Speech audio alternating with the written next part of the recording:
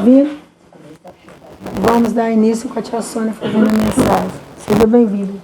Obrigada, Sônia. Boa noite, irmãos. Que o amor de Jesus Cristo, a graça de Deus Pai Todo-Poderoso e a comunhão do Espírito Santo reina em nossos corações. Assim seja. A página de hoje é de número 142. Não furtes. Aquele que furtava, não furte mais. Antes trabalhe, fazendo com as suas mãos o que é bom, para que tenha o que repartir com o que viver na necessidade. Paulo, Efésios 4, 28. Há roubos de variada natureza, jamais catalogados nos códigos de justiça da terra. Furtos de tempo ao que trabalham, assalto à tranquilidade do próximo, depredações da confiança alheia, invasões nos interesses dos outros. Apropriações indébitas por meios do pensamento, expoliações da alegria e da esperança. Com as chaves falsas da intriga e da calúnia, da crueldade e da má-fé, almas impiedosas existem, penetrando sutilmente nos corações desprevenidos, dilapidando-os em suas mais valiosos patrimônios espirituais. Por esse motivo, a palavra de Paulo se reveste de sublime significação. Aquele que furtava, não furte mais. Se aceitasse o Evangelho por norma de elevação da tua vida, procura, acima de tudo, ocupar as tuas mãos em atividades edificantes, a fim de que possam ser totalmente útil aos que necessitam. Na preguiça está sediada a gerência do mal. Quem alguma coisa faz, tem algo a repartir. Busca o teu posto de serviço, cumpre dignamente as tuas obrigações de cada dia e, atendendo aos deveres que o Senhor te confiou, atravessarás o caminho terrestre sem furtar a ninguém. Às vezes, irmãos, esse furtar não é só tirar objetos, coisas de alguém. É furtar até mesmo a alegria do outro. Porque quantas vezes tiramos a alegria do outro? Então furtamos. Quem furtava, deixe de furtar. Palavra do Senhor. Graças a Deus.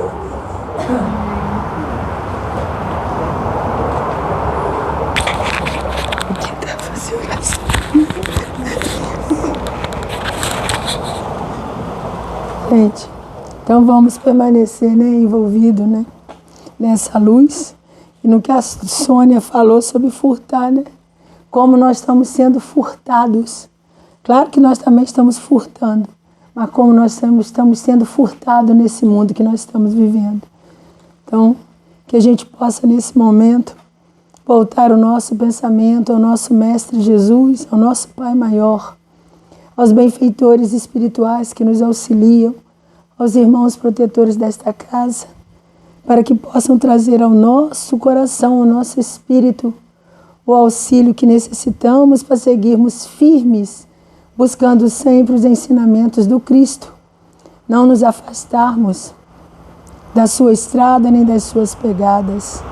Que a tua luz, Mestre Jesus, permaneça sobre todos nós, trazendo o fortalecimento necessário à nossa vida, para que possamos, Senhor, fazer a diferença entre os irmãos que caminham ao nosso lado. Buscar, através dos seus ensinamentos, ser exemplo e auxiliar a todos aqueles que conosco se encontrarem.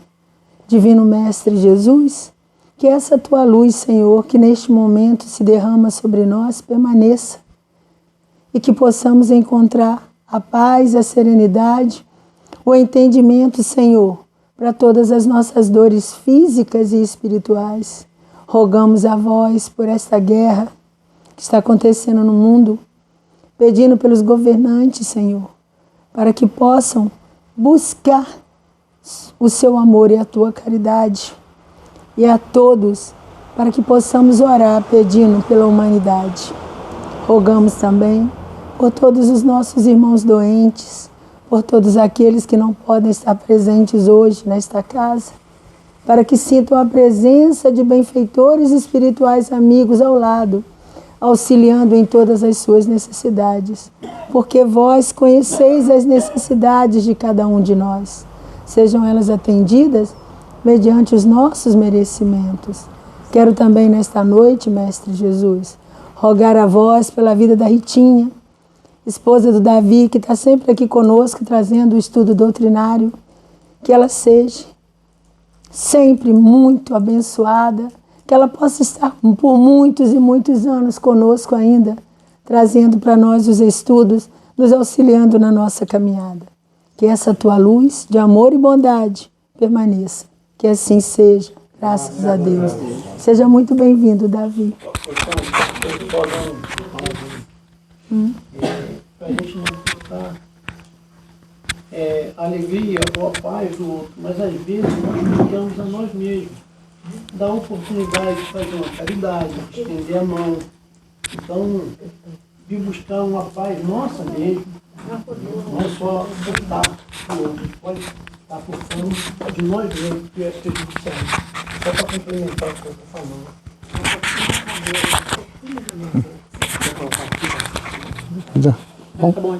Boa noite.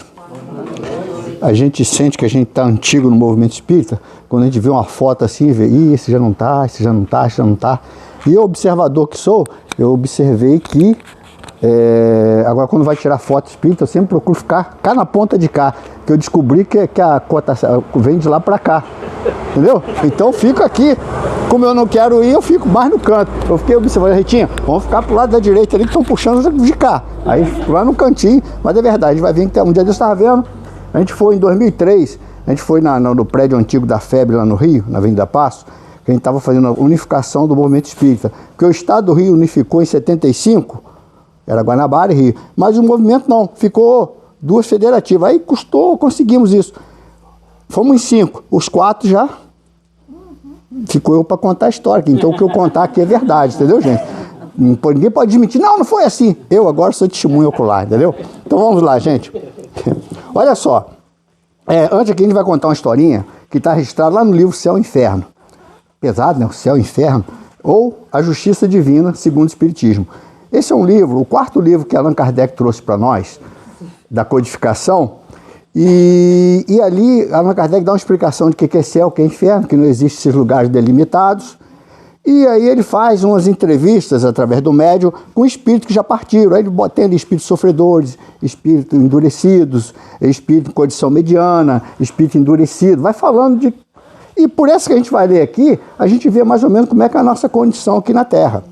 Porque uma vez fizeram uma pesquisa se as pessoas acreditavam no inferno. 100% disseram que sim, mas 100% disseram que não ia para lá. Então para que aquilo? Se ninguém vai para lá, para que construir esse troço, né? Então vamos lá. Está lá no capítulo 3, intitulado Homem Honesto segundo a Deus ou segundo os homens? Vai contar a história do nosso irmão Joseph Barré, falecido em 1840 e evocado em Bordeaux, na França, pela sua neta em 1862. Fazia 22 anos que esse homem tinha partido. E aí, a menina, ele vem através do médium e ela pergunta: caro avô, o senhor pode dizer-me como encontrais no mundo dos espíritos, quer dizer, do lado de lá, e dar-me quaisquer pormenores úteis ao nosso progresso? Ela não queria saber que o avô queria para curiosidade, ela queria para trazer ensinamento para ela. Tudo que Allan Kardec questiona os espíritos é para trazer para a experiência para nós. Aí o avô fala, tudo o que quiser, querida filha, eu explico, eu sofro a minha descrença. Porém, grande é a bondade de Deus, que atende à circunstância. Sofro, mas não como vós poderia imaginar. É o desgosto de não ter aproveitado melhor o tempo aí na Terra. O que a gente sempre fala? Aproveite o tempo que nós estamos aqui. Então eu vou viajar amanhã para tudo quanto é lugar, vou comer feijoada, vou aproveitar. Aproveite também dessa forma, mas aproveita se transformando. Aproveite se transformando. Larga essas bobeirices, eu só sento aqui, eu só durmo desse jeito, eu sou antissocial, eu gosto de ficar no meu cantinho. Na próxima você vai nascer lá numa montanha, isolado, vai querer ter contato e não vai ter. Se nós fôssemos criados para viver isolado, Deus não dava a fala para nós.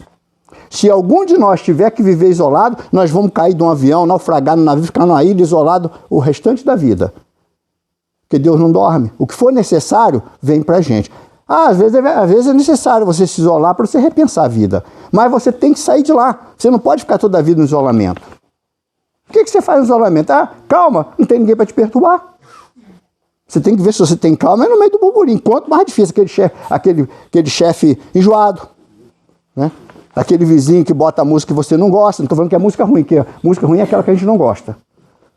Aí quero ver. E aí a menina fala assim, como não empregaste? Pois o senhor não viveu sempre honestamente? Aí ele responde, sim, no juízo dos homens, quer dizer, no entendimento dos homens. Mas há um abismo entre a honestidade perante aos homens e a honestidade perante a Deus. E uma vez que deseja instruir-se, procurarei demonstrar-lhe a diferença. Aí está falando para a neta. Aí entre vós, é que aqui no nosso meio na terra, honesto é aquele que não prejudica o próximo ostensivamente, embora lhe arranque muitas vezes a felicidade e a honra, né? Sem que ninguém saiba. Não é mesmo? É honesto, mas mal sabe que está. Às vezes toma herança, um montão de coisa. Não, cheguei lá, não tinha mais dinheiro, não. Não, aquele homem honesto foi lá, tinha lá R$200, ele deu 100 para a irmã e ficou com 100. Mas os 10 mil ele botou em outro lugar. Mas ele é um homem honesto. Aí ele fala aqui, é preciso, antes de tudo, não haver transgredido as leis divinas. Entre as leis humanas e as leis divinas, há uma diferença enorme. Por isso que Paulo nos diz, tudo me é lícito, mas nem tudo me convém. Tudo é legal perante a lei, mas nem tudo é legal perante a Deus. Nós estamos aqui, Moisés trouxe os 10 mandamentos há 3.500 anos, né? 1.500 de Cristo foi? 1.500 anos de Cristo. Então 3.500 anos. Não mudou uma vírgula. Agora, nossas leis, quantas vezes já mudaram? Muda o tempo todo, porque as nossas leis são adaptáveis ao nosso costume. Coisa que para nós aqui é legal, lá no Oriente não é. Coisa que é legal lá, para nós aqui não é. Lá na Jamaica, o jamaicano pode fumar maconha à vontade. Mas se você for lá, você é turista, você não pode, você vai preso. Eles podem, você não pode. Olha como são as coisas. Né? Então, o que é legal, isso é lei dos homens. Agora, a gente usar uma droga sem necessidade, sem recomendação médica, é legal perante a Deus? Não. Porque são drogas também. Quando a gente toma um remédio, um calmante, é uma droga. Só que você está tomando um calmante, você fica calmo. É recomendado você tomar aquele, foi recomendado por um médico. Aqui no Brasil a gente compra até sem receita. A gente tinha para comprar um remédio lá, teve que deixar receita, não sei o quê. Chegamos na Bahia, a nossa amiga estava com um remédio igual, você conseguiu isso? Eu fui lá na farmácia pedir. Alguém falou que era bom, fui lá pedir. E comprou. E quantas vezes eu comprei? Umas 3 vezes já comprei esse remédio. Mas... Nem compra, né? Hã? Em casa. Oi? Planta em casa. Não, mas era remédio mesmo. Era remédio tarja preta. Nem podia. Era um remédio para dor, fortíssimo. Fortíssimo. Aí foi lá, comprou e pediu receita. Quem pediu receita lá, pedia ele. O cara te conhece? Não. Fiquei na farmácia, pedi qualquer uma venda, Davi. Aqui é tranquilo. Aqui é tranquilo, sereninho. Mudar para lá. Os homens, honestos aos olhos de Deus, será aquele que, possuído de abnegação e amor, consagra a existência ao bem, ao progresso dos semelhantes. Homem honesto, segundo a Deus, deve ter sempre fechado o coração a quaisquer germes do orgulho, semente do orgulho, da inveja e da ambição. Eis aí, mais ou menos, querida filha, o que deve ser um homem honesto perante a Deus. Pois bem, tê-lo-ia sido eu, quer dizer, eu fui honesto, ele perguntando para ela. Não, confesso sem corar que faltei com muito desses deveres. Então a gente tem que olhar isso aqui com muito cuidado, que a gente pensa, né, que a gente é o supra-sumo, porque ninguém sabe. Estou falando de coisa muito errada, não é qualquer, e pensar dos outros mal já está errado, gente. Para nós já está errado. Mas pensamos, claro que pensamos ainda. É para a gente começar a se policiar, não é para a gente se castigar em casa, não. É começar a se policiar e tentar se melhorar. Quem ganha com isso? Eu mesmo. Porque quando eu morrer, eu posso morrer junto com o quarretino, mesmo, mas um vai para cada lado, para onde merece. Pode até para o mesmo lugar, se merecer o lugar, tanto bom ou ruim.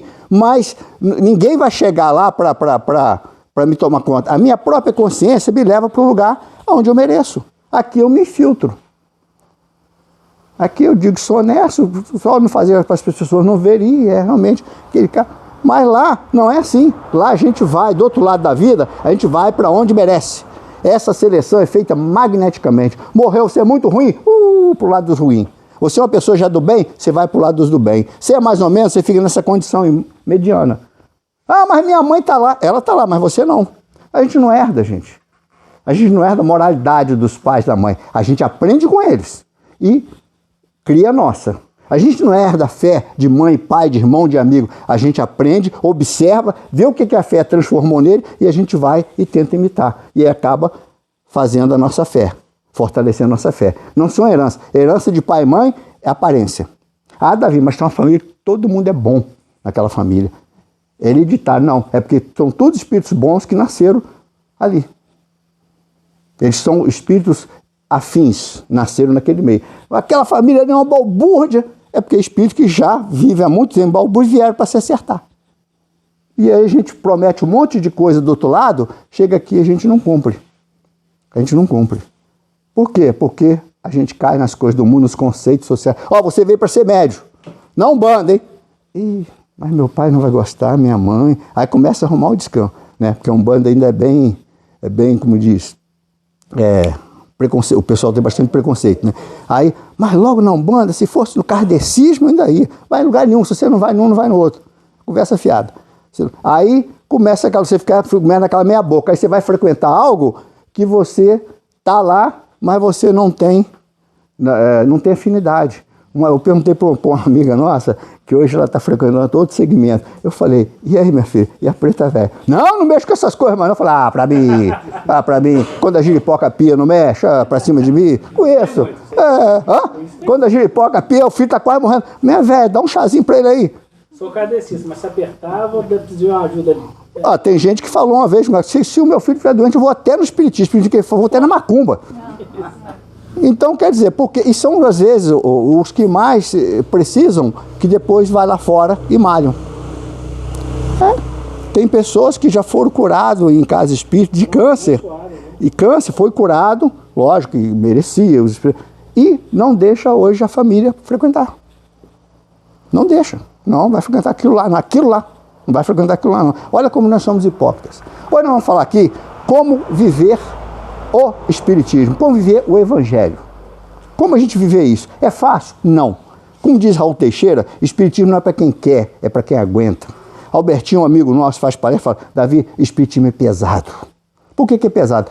Toda hora futuca a nossa ferida e não deixa eu arrumar um culpado. Até o obsessor, se ele chega em mim porque eu abri a porta, eu deixei ele entrar.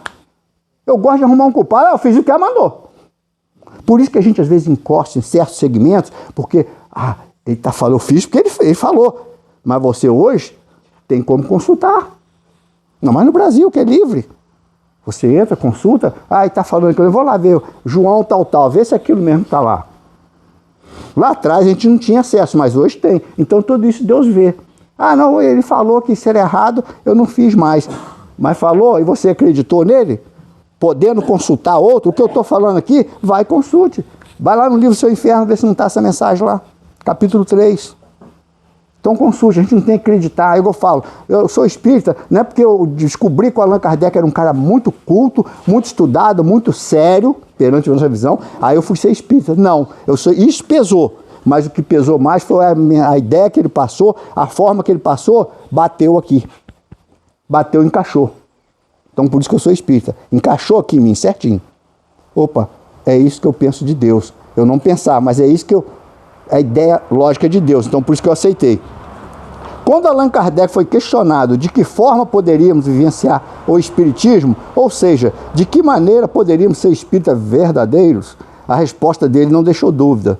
Vós tendes uma senha que é compreendida de um extremo ao outro do mundo, a caridade. Essa resposta nos dá a exata medida de como deve ser a nossa atitude em relação à doutrina. Nosso lema é o quê? Fora da caridade não há salvação. O que é salvação? Nós não chegaremos à perfeição. Nós temos duas asas para nós desenvolver, da intelectualidade, da inteligência. Todos nós somos inteligentes. Nós falta desenvolver, porque a inteligência está em nós. Todos nós temos fé, tudo está dentro de nós, não está fora. Um dia eles me perguntaram, Davi, a fé inata? É. Agora, ela está aqui. Agora, eu que afloresço ela ou não. É minha função. Então, a caridade, ela está dentro de nós. Por quê? Porque nós somos centelhas divinas. Os Espíritos falam que a lei de Deus estão gravadas na nossa consciência. Consciência do Espírito. Que isso aqui pudesse, acabou, né? É do Espírito. Então, se está gravado aqui, eu tenho tudo isso dentro de mim.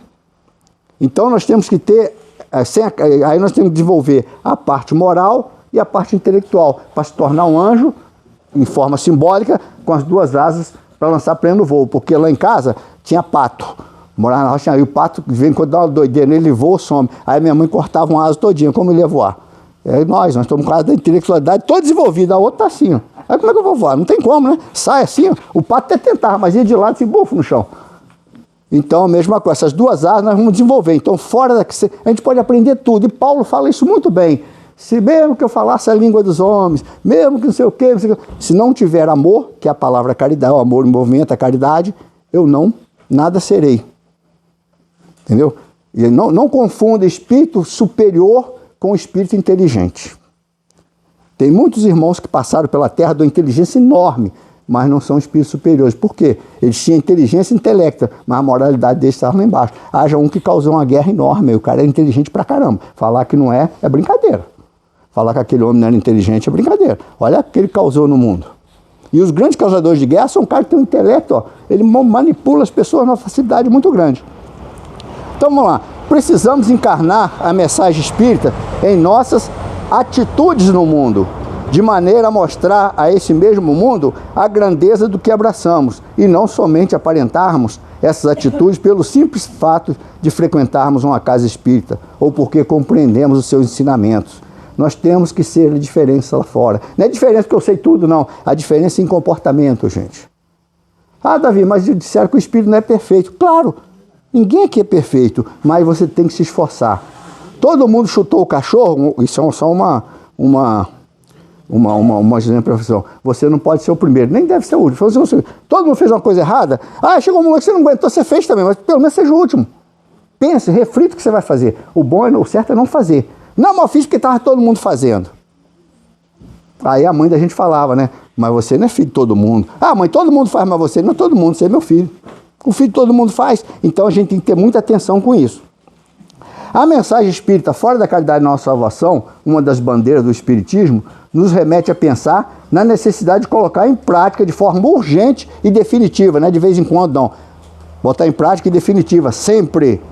O maior mandamento que Jesus nos deixou de partida para o progresso. Amar a Deus sobre todas as coisas e o próximo como a ti mesmo. Gente, amar a Deus até que dá para resolver, mas o próximo é complicado, né? Tem hora que dá vontade. Pula, passa o próximo, dá o próximo, outro próximo. Passa o próximo, porque é difícil, cara. Né? Porque quando é um próximo assim, meio ruimzinho, até quando vem que você está andando na rua, vem aquele cara mala para casa, fala, meu Deus do céu, e agora? Aí você quer sair fora e não tem como, e você inventa uma pressa. Ele é o próximo, gente. O Chico Xavier não fazia isso, não saía fora dele. Chico Xavier não saía fora dele. A gente, não, eu estou com pressa, hoje não. Hoje fosse outro dia, mas hoje não dá não. Esse é o próximo.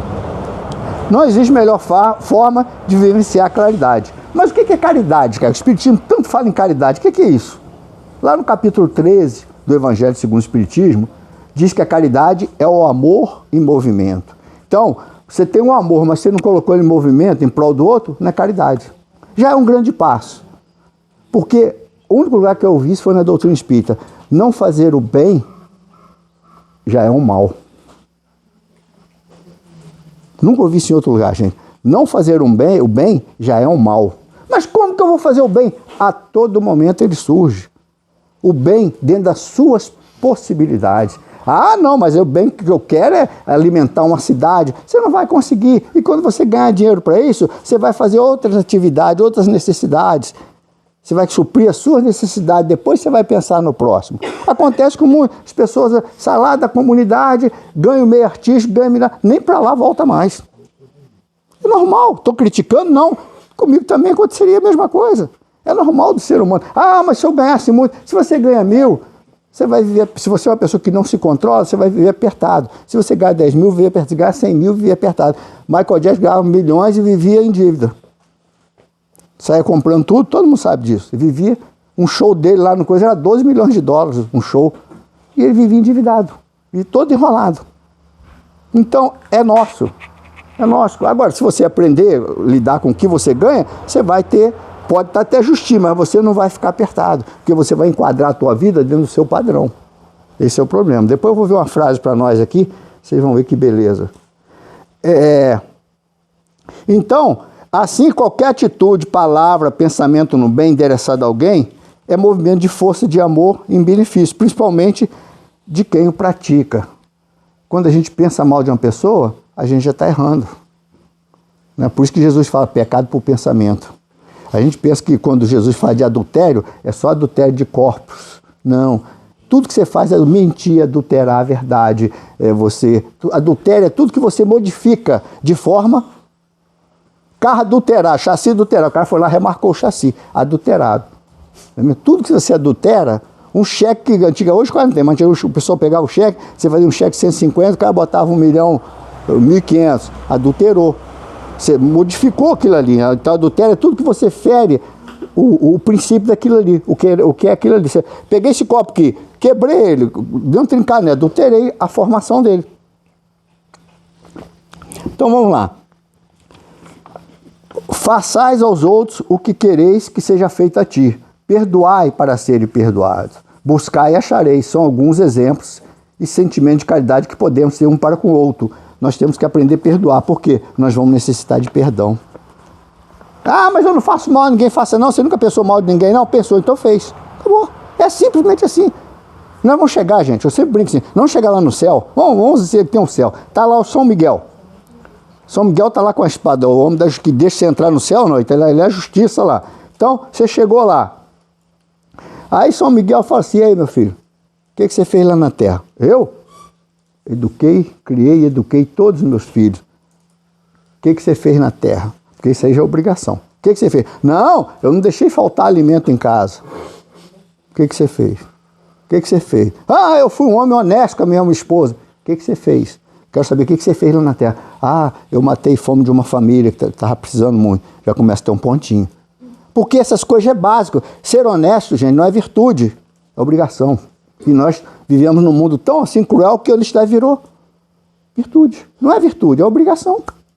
Nós sermos, a partir do momento que a gente entende o Evangelho, nós sermos gratos a Deus, é obrigação.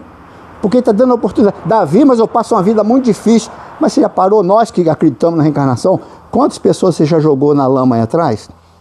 Não existe o acaso, meus irmãos. A criança é só um espírito antigo, num corpinho pequeno, que ainda não consegue manifestar o seu eu. Por isso, quando dá adolescência, aí tem uma válvula que chama aqui pineal, essa válvula que a partir dos 12 já começa a liberar os arquivos para o corpo daquilo que eu fui. Por isso que a gente encontra o que a gente recebeu na educação com aquilo que a gente trouxe, aí muitas vezes é o conflito da adolescência. Que a ciência achava que era uma coisa hormonal, a gente sabe que é espiritual. É o encontro, está sendo liberado o que você é com aquilo que você recebeu. E como grande parte nós vemos que não eram grandes coisas, senão nós estaríamos aqui, se eu não tive uma boa formação educacional, vai dar ruim. É a liberação, vai dar ruim. Entendeu? Então, a importância dos pais, educar as crianças desde pequeno. Não, quando for para a creche melhor. Ah, quando não sei o que, mas não. É pequeno. Você começou a árvore, que ela entortou para lá, você vira para ela buscar o sol. Se você deixar, ela vai para lá toda a vida. Então, a mesma coisa. Na parte instintiva, nós não perdemos em nada pelo animal. Deixa um cavalo que dá 2 anos e tenta amansar ele. 4 anos, vai virar um cavalo chuco, você não consegue mais amansar ele. Muito difícil, pode pegar o melhor que não consegue mais. Amansar é adestrar ele, você não consegue. Mas você não consegue. E se vai ficar chuco, se conseguir vai ficar cheio de defeitos. Então, mesma coisa, nós temos que ser domado, moldado. Agora, isso com o quê? Com moralidade. O nosso não tem que ser o não, de não, com coerência, não é porque o não porque eu estou cansado, o não porque eu estou estressado. Por isso que a gente não consegue, às vezes, passar para as pessoas, tá? Assim, percebendo as consequências dos nossos atos e de nossas palavras no coração alheio, poderemos avaliar o mal que estamos fazendo, pois nossos corações também sangraria se alguém agisse da mesma maneira conosco. Eu não gosto de ser maltratado, por que eu vou maltratar as pessoas? Não é mesmo? Perdoando aquele que nos ofendeu, às vezes, sem perceber o que fazia, estaremos agindo com a caridade 2 vezes. Primeira, para conosco mesmo. Por quê? Um grande fardo sairá do nosso coração. Porque quando a gente não perdoa, a gente carrega aquela mágoa, aí toma um câncer, toma não sei o quê, e dor no fígado, não sei o quê. Grande parte dos nossos doenças. O Espiritismo, meus amigos, não veio para curar corpos. Até cura. O Espiritismo veio para curar almas. Por quê? Uma vez que a alma estiver curada, a gente não adoece mais. Pode ver, pega no Google aí, grande parte das nossas doenças. Câncer emocional. Vai lá. O Espiritismo já falava isso pra gente lá, 160 e tantos anos atrás. Emocional. Um desgosto que a gente teve, uma coisa que não trabalhou, guardou aqui. Guardou. Clausulou aquilo, a história. Teve um médico que fez uma pesquisa, ele tratou mais de 1.500 pacientes. E ele descobriu que todos eles, uns 2 anos, 3, 4 anos atrás, tinham tido uma mágoa muito grande e não trabalhou. Guardou, não jogou para fora. Principalmente nessa região aqui assim. E tem aquele câncer químico também, né? Se ele lidou com laboratório, alguma coisa, radiação, e você se expôs, isso não, mas muito é da nossa conduta. Então, se a gente cuidar o espírito, não deixar que as pessoas nos magoem, a doença vai diminuindo. Não é mesmo? E a segunda, porque estaremos dando a outra oportunidade de se corrigir, ao ver em nós um exemplo real de entendimento fraterno. Deus está dando uma oportunidade para nós nos corrigirmos, gente. Nós estamos aqui nos corrigindo. A Terra é um grande hospital e uma grande escola. Nós estamos aqui para aprender, ensinar também, que a gente também ensina, a gente aprende o tempo todo. E um hospital, nós estamos aqui em tratamento. Para aprender o quê? Amar. O amor corporal? Não. O amor universal. Essa grandeza que a gente ainda não conseguiu, nem o corporal a gente ainda conseguiu trazer para nós. A gente tem posse. Buscando ajudar aquele que sofre dores morais ou físicas, levando às vezes tão somente um sorriso amigo, encontraremos mais adiante alguém que nos ajudará quando formos nós os necessitados da caridade. Olha que mensagem linda. Lá no Evangelho segundo o Espiritismo, capítulo 13, item 9. Nós vamos falar aqui da irmã Rosália. Ela morou em Paris e ela desencarnou em 1856. Essa senhora aqui, você vai buscar a história dela no Google, era a verdadeira caridade em pessoa. 24 horas fazendo a caridade, irmã Rosália, em Paris. Olha o que ela fala. Reencontrei um dos pobres, já desencarnada, reencontrei um dos pobres do vosso mundo, a quem pude, por felicidade, beneficiar algumas vezes, quer dizer, ajudar aqui na Terra. Ela encontrou lá no mundo espiritual. Ao que tenho agora de pedir pela minha vez. Quer dizer, agora ela que se curva para pedir a ele. É um modo de expressar, porque esse espírito é muito maior do que ela. E aqui ela ajudava. Aí nós vamos contar uma história de Chico Xavier. Chico Xavier estava andando, não sei se é em São Paulo ou Belo Horizonte, ele e uns amigos saindo do lugar. Daqui a pouco o Chico vê o mendigo lá revirando a lata. E ele foi lá, abraçou o cara fedorento, ele foi lá, abraçou o cara. Aí o pessoal, Chico, tá maluco, pô? Esse cara tá fedido. Ele falou, meu irmão, esse espírito aí é um espírito de uma envergadura é altura. É de uma altura só, ele não precisava nem estar mais na terra, só que ele ainda tinha uma resminha aqui para resolver e ele pediu para vir como mendigo. Quando ele morrer, vai para longe, vai para outros céus, vamos dizer assim. É um espírito de uma grandeza, ele foi lá abraçar. Então o que a gente vê, não é. Não se iludam. Então o que ela fala? Ajude. De repente, quando chegar do outro lado, é igual aquele cara que fazia palestra, falava, bonito, todo mundo. Aí uma pessoa sentava lá no cantinho e lá assistindo. Isso aí está no livro Voltei, irmão Jacó. Ele foi presidente da FEB, foi diretor da FEB, Federação Espírita Brasileira. E aí, quando desencarnou, ele encontrou essa senhora. Ele não tinha luz nenhuma, porque quando a gente encontra, a gente brilha de acordo com a nossa desenvoltura moral. E ele não tinha luz nenhuma e a dona lá brilhando. Ele falou, mas como? Ah, seu Jacó, o senhor falava lá, eu fazia. Só isso. O senhor falava, eu ouvia e fazia. Pronto. Só isso que aconteceu, mais nada. Né? E ele aqui na Terra, ele era muito maior do que ela, assim, materialmente falando, né? E até assim, nosso homem presidente lá, o homem diretor lá, não é mesmo? E aquela pessoa ia lá assistir e ir embora. Ninguém nem sabia o nome dela. Davi, no filme nosso lá tem um médico também que faz a caridade, tudo, passa a vida inteira, né, fazendo caridade, e quando ele morre, ele vai para um brau e sofre um cara lá para entender. Não era só que... É o André Luiz. Ele fazia mais para desviar das pessoas, tipo assim, para não ficar perturbando o juízo. Ele mesmo falava, vou atender. Teve uma dona que foi no consultório dele, aí ele conta, ela ficou lá, aí a secretária falou, e dona fulano tá ali, meu Deus, de novo. Aí a dona ficou lá umas 3 horas sentada, ele viu que ela não ia sair, teve que atender. Aí atendeu ela bem, com educação, né, mas não foi, ele atendeu, porque ele via que ele só tinha passagem, se tivesse uma saída de emergência ele fugia, mas não tinha como, ele manda ela entrar que eu vou atender, atendeu a dona. Não foi espontâneo. Não foi espontâneo, exatamente. Pensemos quase sempre no bem material, quando a gente fala em caridade, né? Necessário, sem dúvida, mas tão importante quanto a moral. Ao nos referirmos à caridade, no entanto, são inúmeras as formas pelas quais ela pode se manifestar. No benefício do ombro amigo, poxa, eu estou passando, querendo conversar, coisa e tal. E de novo, vai falar aquele mesmo assunto de novo? Ah, meu Deus. Na mensagem consoladora, passa para uma pessoa uma mensagem de esperando, não é que morreu um parente, gente, não passa para a pessoa que o outro morreu e sumiu. Não sumiu, ele continua vivo no outro lado. Passa essa ideia de continuidade. Ninguém desaparece com a morte. Desaparece de nós aqui, mas muitas vezes está ligado a nós. A gente carrega tanto que está aqui carregado com a gente do lado a lado. A gente sentindo mal ele também, porque a gente traz ele aqui, mas muitas vezes mais por egoísmo nosso. Eu não queria que ele morresse, mas ele não estava mais, estava vegetando, gente. Acorda. Isso não é gostar não, gente. Não é pedir eutanásia, não, nem quanto faça o que tiver alcance. Mas chegou a hora, deixa aí. E não adianta, a gente prende. Se foi de repente, se foi preparado, a gente não aceita. A gente questiona. Nas palavras de esperança, gente, não desespera, não tira esperança das pessoas.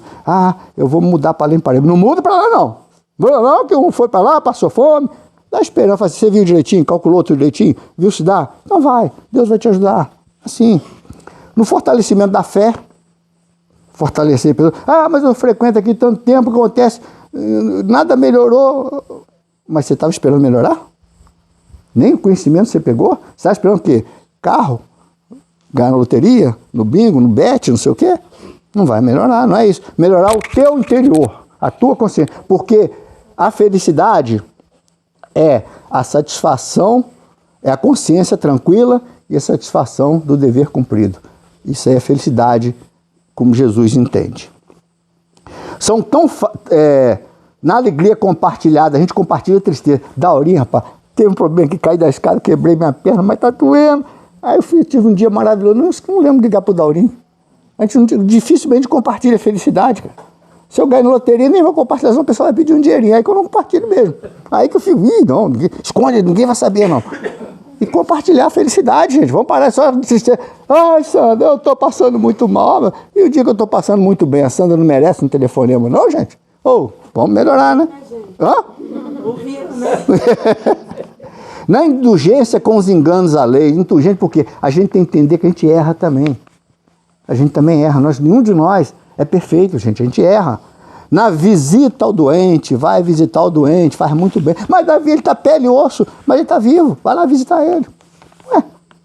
E não vai lá com a cara de velório, não, pelo amor de Deus. Fica, aí o cara, tô mal mesmo, tá difícil. Tem gente que fala assim, eu já presenciei isso, a pessoa, meu filho, o que fizeram com você? A pessoa, bicho, é um ano que eu te contar, hein? Não, isso aí é o dinheiro da vida. O triste é você estar lutando com a pessoa sua doente, a outra vai te visitar. Aí viu a pessoa, aí chama você no campo. Eu vim vê-lo agora, porque eu sei que ele vai morrer. Uma pessoa estava com uma crise de coluna enorme, aí estava tomando uns remédios fortíssimos, aí uma pessoa foi visitá-la. Falou assim, não opera não. Não opera não, com uma amiga minha operou, entrou na cadeira de roda e saiu, nunca mais andou. Olha que ânimo, cara.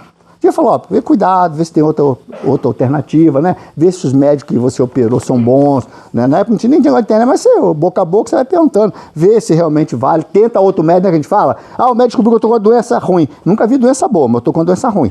Doença ruim, já viu doença boa? Nunca vi, não. Mas tal doença... Aí você não pede ou repetir o exame, o médico faz isso muitas vezes. Se deu negativo, beleza. Agora se deu positivo, repete o exame. Aí você pode ir no outro laboratório. Pode haver uma falha da máquina, mas agora, né, a gente chegar e já tirar o... no abraço fraterno, no pão que alimenta, tudo isso aí a gente pode ajudar, isso é bondade, isso é caridade, meus amigos. São tantas fases pelas quais ela se manifesta, a caridade, que dificilmente, por menos recursos que tenhamos, não deixaremos de encontrar alguma forma de praticá-la. Isso a gente pode fazer até por pensamento, todo mundo pensa. Aí, lá na questão 643, Kardec faz uma pergunta que a gente não queria ouvir. Há pessoas que, por sua posição, não têm a possibilidade de fazer o bem? Kardec faz essa pergunta. Não deveria ter feito. Não há ninguém que não possa fazer o bem. Somente o egoísta não encontra jamais ocasião de praticá-la. Um pensamento bem, uma prece, tudo deu bem. Gente. Não tem quem não possa fazer o bem. E quando eles fazem que jamais, é porque jamais mesmo. Não se poderá dessa maneira dizer-se espírita sem buscar essa convivência espírita dentro de nós, essa consciência, através da renovação dos nossos sentimentos em vista o que aprendemos, não é mesmo? O importante é não esperarmos nos santificar para iniciar a tarefa. Aí a falsa modéstia, quem sou eu para fazer uma prece? Gente, uma prece. Jesus, obrigado por esse momento que estamos aqui, obrigado por essa reunião. Abençoe todos nós. Acabou. Não tem que falar um monte de... Pode até falar, mas não tem que ficar... Ah, mas a Sandra faz uma prece, tem 15 palavras, eu tenho que fazer... Não. A prece é sentido. Meu Deus, me ajuda. Entrega-se para Deus. A prece é isso. Que a gente acha que prece... Porque a gente vem de tradicionais, tem que falar muito com Deus. Deus não tem nem tempo para ouvir muita gente. É pouco. Fala objetivo, não tem que ficar floreando, sabe? O prólogo. Não, chega direto para Deus e fala, meu Deus, eu estou precisando. Sou um pecador, caí no erro de novo, me ajuda, me dá força para não errar e pronto. É assim, Deus é linha direta, não tem palavra difícil. Tá? O importante é, não necessitamos nos tornar bons primeiro para depois trabalhar no bem. Se for acontecer, nós nunca vamos ser, porque para ser bom a gente tem que fazer o bem. Se a gente nunca começar, não vai nem que isso bom. Ah, mas eu sou um pecador e quem não é? Vocês viram que Pedro, quando prende Jesus, Pedro vai lá com a espada e corta a orelha do soldado? O Pedro não andava armado, rapaz. Já estava 3 anos do lado de Jesus. Ah, não, ele pegou de mentira, pegou de que Jesus fala, embainha a tua espada. Senão Jesus, presta atenção no detalhe, que alguém fala, não, mas ele pegou de mentira, embainha a tua espada.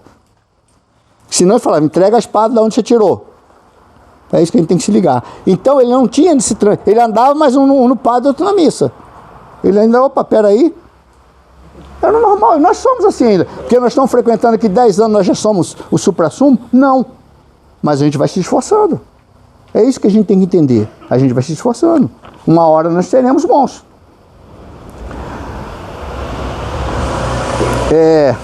O dia, para esse início da gente começar uma tarefa, é hoje, o momento é agora. Ah, vou esperar passar o Natal, é muita festança, depois vou fazer um regime, depois vou fazer uma dieta para baixar meu colesterol. Cuidado que pode não chegar o Ano Novo. E pode não chegar nem o Natal. É agora, gente, é decisão. Eu conheci um cara que ele tinha ele fumava, e um dia ele cismou, mas já tinha... Ele falou, não fumo mais. Aí comprou um monte de cigarro, deixou em casa, para que ele sentisse a tentação e não fumou mais. Porque já tinha trabalhado aqui. Aí o outro, a partir de 31 de dezembro, não fumou mais, não fumou, mas não parou aqui. Aí ficou todo arrebentado de saúde, o médico falou, meu filho, volta. Aí ficava tão ansioso, que pressão que ele nunca tinha descontrolou tudo. Ele falou, volta e vai parando aos poucos. A gente tem que transformar aqui primeiro, ó. Tá? É na cabeça. É daqui que partem as ideias. Somente Deus precisa saber do bem que fazemos. Não precisa fazer alarme. Somente nossa consciência poderá nos dizer se estamos no caminho certo. Na questão 909, Kardec faz uma pergunta também para nós. Poderia sempre o homem, pelos seus esforços, vencer suas más inclinações? Quer dizer, suas tendências, seus comportamentos? Sim. E, muitas vezes, fazendo esforço muito significante. O que lhe falta é a vontade. Com poucos dentre vós fazem esforço. Por isso que Jesus fala, querer é poder. O quê? Transformação. E a gente pensa logo, então vou querer uma casa, vou poder. Não é isso. Esquece a matéria. Jesus não veio falar nada de matéria para nós. Jesus veio falar de lá. Querer é poder, transformar. É mudança de comportamento, não de matéria. Eu vou lá no Espiritismo que eu vou arrumar um bom emprego. Vai sim. Vem, começa a procurar, se especializar, estudar para um concurso, você vai arrumar um bom emprego. Agora vem aqui todo dia, faz tudo e não vai fazer isso, não vai conseguir. Mas o outro nem fez, conseguiu, porque ele se esforçou. Não é o rótulo que nos traz a tranquilidade. O rótulo, a religião, ela serve para nos embasar. Mas se eu não praticar nada que está aqui, não trazer nada disso para mim, eu ficar sentado aqui falando, rapaz, meu primo tinha que estar aqui ouvindo isso. Por quê? Você já é perfeito? Eu tenho que estar ouvindo, ouço várias vezes. Mas o cara vai falar de novo lá, aquela parábola, de novo. A gente aprende por repetição. Você já faz? Então tem que ouvir. Não tem outro jeito. Se você já faz, tudo bem. Vocês acham que Jesus consulta o Evangelho? Eu tenho certeza que ele nem tem. Porque ele é o próprio. Ele é o próprio. Agora eu preciso. Se eu não botar um roteiro aqui, eu me perco. Quando eu falo as questões que está anotada, que algumas eu sei de cabeça. Agora, o dia que eu for, eu não preciso mais disso. Bota ali. Não é mesmo? O Evangelho é nosso manual. Quando você aprende o manual mexendo no equipamento, você joga o manual no canto, você já mexe. Eu não consigo mexer no equipamento vida ainda sem o Evangelho.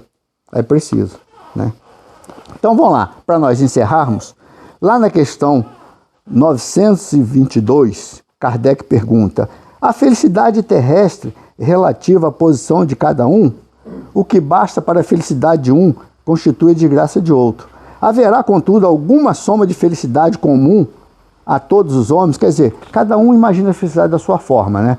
Cada um de um jeito. Eu acho que a felicidade minha é quando eu comprar uma casa na praia. Sempre matéria.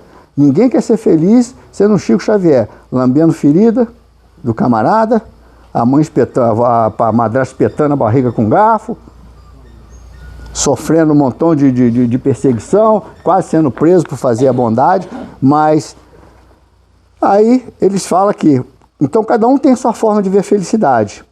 Com relação, aí o Espírito responde para o Kardec, com relação à vida material, é a posse do necessário. Quem de nós consegue viver só com o necessário? Vamos ser francos, gente. Mesmo pobrezinho, quem é necessário? Tem uma panela, mas tem que comprar outra. Comprar outra. Quem sabe essa fura um dia. Tem gente que estraga o equipamento e não passa aquilo para frente, não. Vou guardar, porque se o outro estragar, tira a peça. Isso não existe mais não, gente. Acabou isso. Isso não existe mais não. Tirando os colecionadores, isso não existe mais não, gente. Aí tira a peça, fica aquilo lá, não peça, aí vira um armário, a geladeira vira um armário. Não é mesmo? Vira um armário, tira a peça. Passa aquilo. Oi?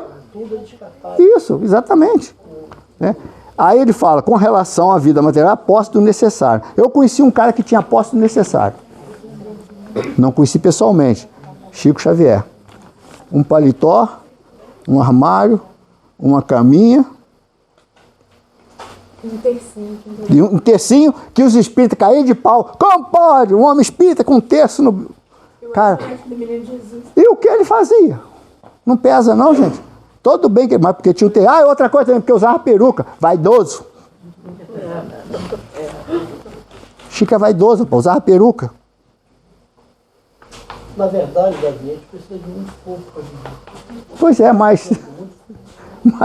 mas agora está difícil encontrar essa equação. Sim, eu faço uma comparação em termos de vida passada, assim, eu digo assim, quando eu era mais novo, antes de televisão, de rádio, muitas coisas não passavam nas nossas vistas e que nos despertasse interesse em ter. Tá? Quando veio televisão, rádio, carro, a casa, a gente morava de aluguel, fazia uma casa de taipa e tava beleza, casinha de barro. Aí veio tijolo, aí você quer fazer uma coisa melhor. e as pessoas vão em busca de melhoria material. Porque a gente é criado nessa cultura. É uma outra coisa. Você, no início da sua palestra, você falou aí que Deus deu para a gente bolsa para a gente poder viver em comunidade, para poder falar. Mas também deu para a gente um par de ouvidos. Porque se a gente falar... Deu logo dois, né? Ouvir mais, falar menos. Vou escutar também, se não convém. Mas deu logo dois para a gente ouvir de todos os lados. Não sei porque que não veio um aqui, ó. Devia ter vindo um aqui também. Exato. E outra coisa é o seguinte, a gente quando é criado, eu acho que os pais da gente nunca levaram a gente para ter esse sentimento como as leis de Deus. Apresentam para a gente a lei de Deus, mas traz ela para a lei dos homens. Então eu penso o seguinte, se você age de acordo com a lei dos homens, nem sempre você atende às leis de Deus. Se você quiser atender às leis de Deus, com certeza você vai atender às leis dos homens. Penso eu assim. Isso, claro. Me corrija se for E quando você ganha como homem, você perde como espírito. Sim. Quer dizer, um camarada te desacatou ali. A não ser que ele parta para cima de você, você tem que se defender. Aí desacatou, aí todo mundo começou a olhar, você tem que reagir, porque senão você vai ser o covarde. Você reagiu, aí de repente você deu infelicidade lá, matou o cara. Você perdeu perante a Deus. Você foi embora, você perdeu perante aos homens, mas perante a Deus você ganhou. Entendeu? É tudo o contrário. A lei de Deus funciona ao contrário das nossas. E para a gente terminar aqui, ó, então é a posse do necessário com relação à vida material. E com relação à vida moral, à vida espiritual, é a consciência tranquila e fé no futuro. Gente, o futuro será melhor. Agora, quando será o futuro? O futuro. Nós seremos espíritos puros. O futuro. Não importa. O futuro será melhor. Não importa. Nós somos fadados. O que é isso? Nós somos obrigados a chegar à perfeição, queiramos ou não. Agora, cada um dá suas cabeçadas do seu jeito. Para a gente terminar, eu peguei uma frase aqui na internet, que essa frase aqui mexeu muito comigo, eu acho que ela ajuda muita gente, se a gente pensar, ó, cuidado para não usar o dinheiro que você tem para comprar o que você não pode, para mostrar para os outros o que você não é. Cuidado para não usar o dinheiro que você tem para comprar o que você não pode, para mostrar para os outros que você não é. Isso aqui é ilusão. A gente não deve viver na ilusão. Eu sou pobre, qual o problema? Qual o problema se você não tem um carro? Eu tenho um. Eu trabalho na minha cabeça. Se amanhã não tiver como, eu tenho que ter na minha cabeça já? Não tem. Senão eu fico escravo dele, gente. Eu perco a minha encarnação por causa do carro. É lógico que é bom, se não fosse o carro nós não estaríamos aqui. Poderia até estar, mas tinha que fazer uma logística enorme. Mas é não se apegar àquilo, achar que aquilo ali vai trazer tudo para mim. Senão vai fazer igual uma dona que passou por um lugar, tinha um acidente, a menina toda lá ensanguentada, naquela época não tinha SAMU, então estou falando de um ano 91, 92, por aí. Não tinha muitas bombeiros, também era bem capenga na região. Aí passou, pediram a ela para botar a menina no carro para levar para o hospital. Ela falou, acabei de lavar o carro agora. Muita paz.